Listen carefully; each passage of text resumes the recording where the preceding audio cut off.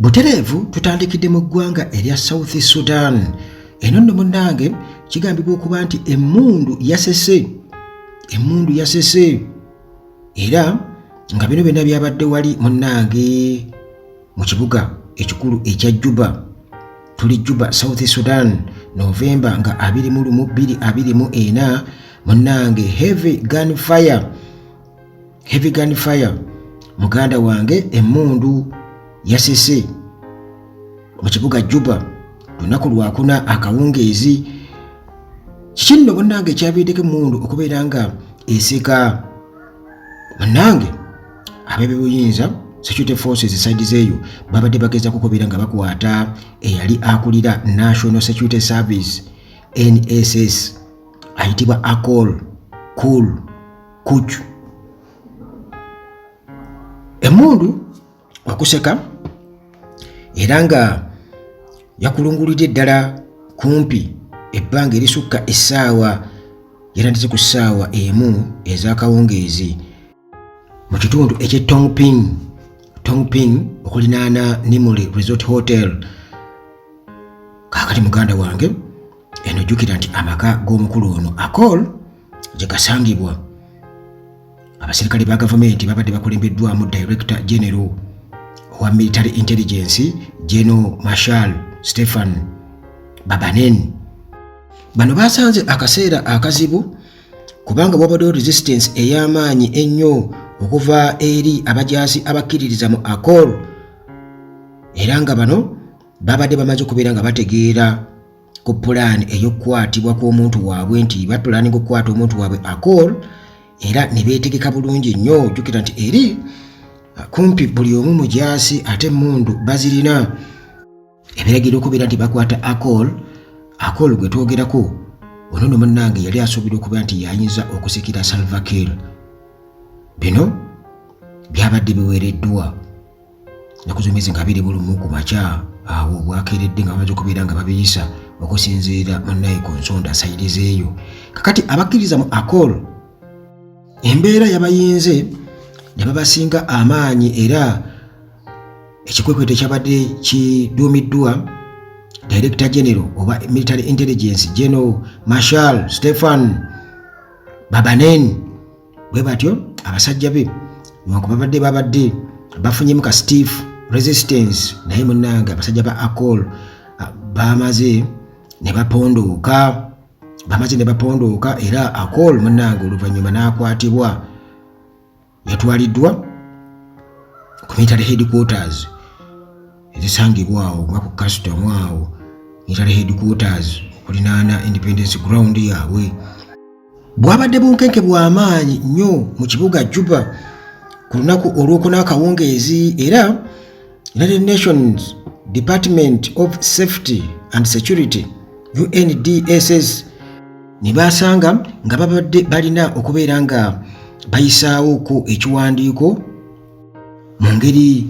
y'okubeera nga bawa amagezi abantu baabwe n'okubeera nga baba briefinga ku ki ekiriwo, era bano bakakasizza aba United Nations Department of Safety and Security bagambye nti okulwanagana oba okuba amasasi agawulikise mu kitundu general ono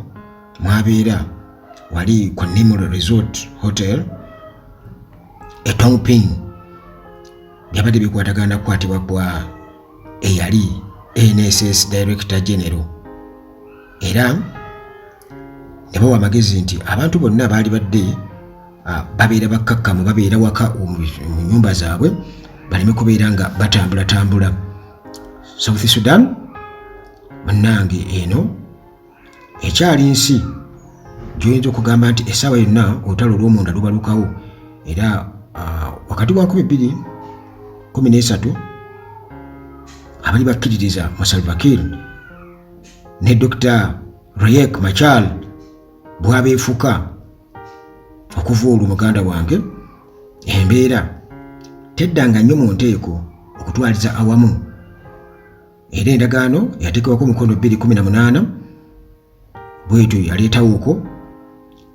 obumu, era ne bakola gavumenti eyawamu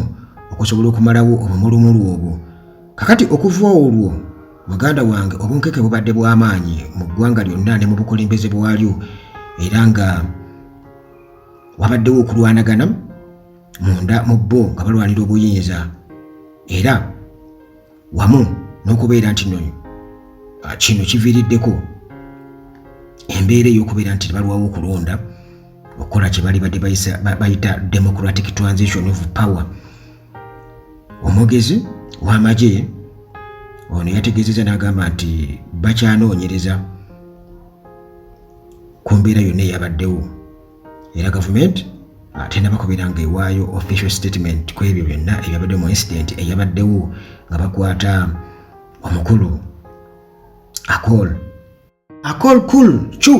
bitwogerako ono okuva Sudan bwe yafuna independence South Sudan 2011 yabadde akolanga akulira NSS ye South Sudan, era nga oluvannyuma yagobwa mukama we Salva Kiir mu October. Abamanyi ebyeyo munnange bagamba nti okugoba kwe bagamba nti kwekuusa ku bunkenke obuliwo n'okulwanagana nga balwanira obuyinza ku level ey'obwa pulezidenti oba n'okukyusa gavumenti. Kati Kiir bw'atyo mu kifo mwali Kul bw'atyo yasalawo n'akiteekamu omuntu omulala, era bino byonna nga bikolebwa wakati mu bunkenke obw'ekika ekya waggulu mu byobufuzi sayidi zeeyo. Era mu ntandikwa ey'omwezi guno gwe tulimu olwedde obukulembeze bwa Salva Kiir bwali bulangiridde nga bwe bagenda okubeera nga bongezaayo okulonda okubadde kulina okubeerawo mu Desemba,